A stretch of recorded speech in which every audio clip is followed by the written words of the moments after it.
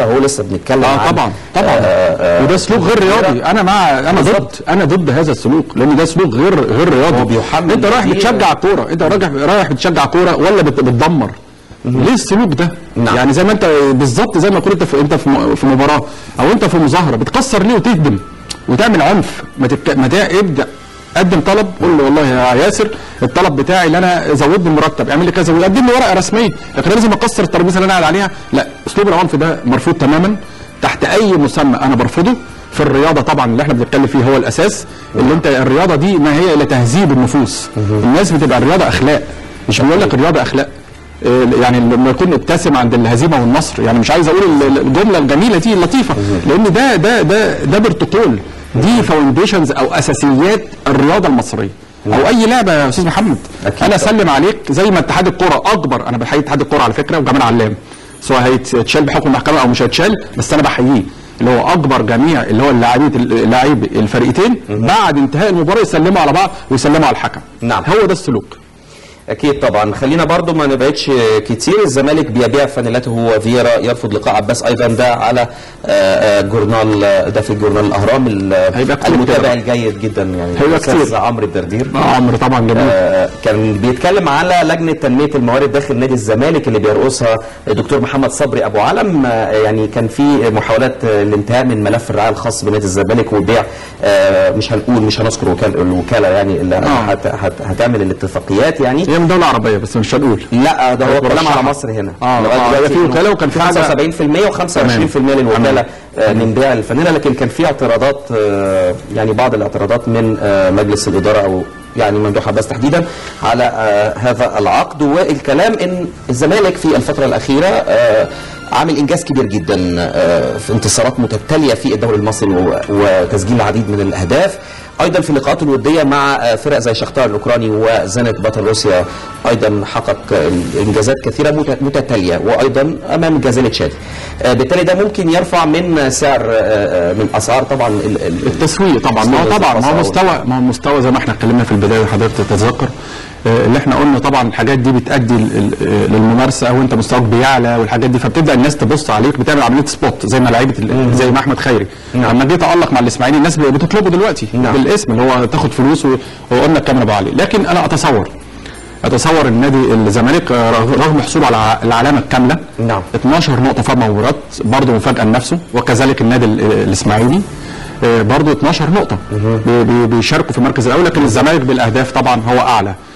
طبعا مستوى الزمالك تقدم بشكل غير مسبوق، في فكر، في لعيبة على مستوى عالي جدا زي محمد إبراهيم وعمر جابر مثلا متألقين جدا. يعني معظم الفرقة الصراحة الزمالك السنة دي غير كل سنة لو تلاحظ بالظبط من الناحية الفنية والبدنية، وحتى كمان ملتزم. طبعا ده هيفرق في الرعاية، وأعتقد إن الزمالك هيحل أزمته من عقد رعايه كويس، من عقد الرعايه ان شاء الله. يعني كل انديه مصر طبعا والموضوع يتم التوافق فيه. سريعا عشان وقتنا، في كان خبر اخر من بوابه الاهرام الالكترونيه.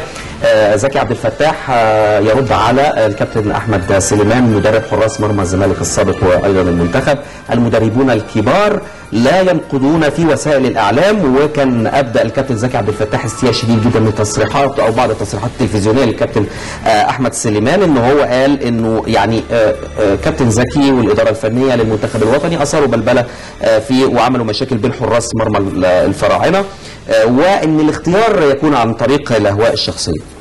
انا بس هو قال انه المفروض ان انت ما تنقضش بالشكل ده. كابتن زكي عبد الفتاح له كل الاحترام، وعلى فكره انا مؤيد وجهه نظره تماما.